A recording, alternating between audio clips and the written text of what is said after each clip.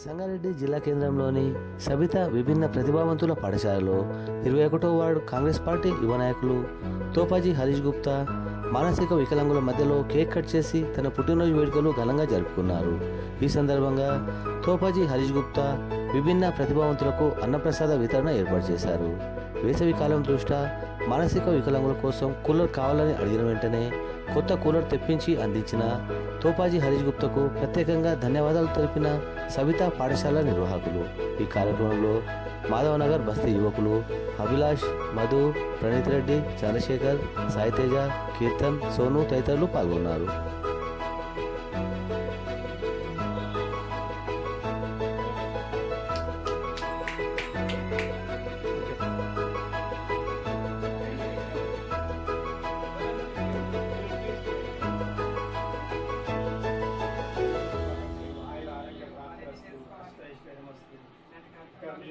అభివృద్ధి చెందాలి. ఇంకా ఏ కావాలా అందరూ ఒకసారి హ్యాపీ బర్త్డే గట్టిగా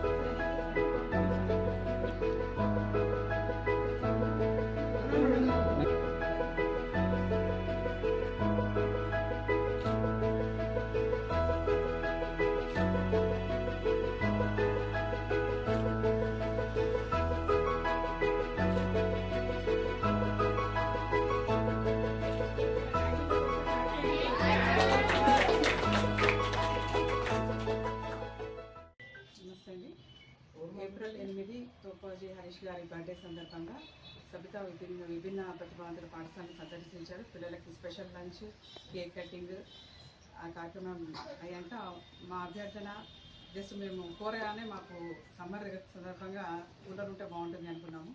సార్ కోరగానే వెంటనే మనకి ఒక అరగంట టైం వ్యవధిలో మా పిల్లలు భోజనాలు అయ్యే లోపల మాకు కూలర్ తెప్పించి ఇచ్చారు.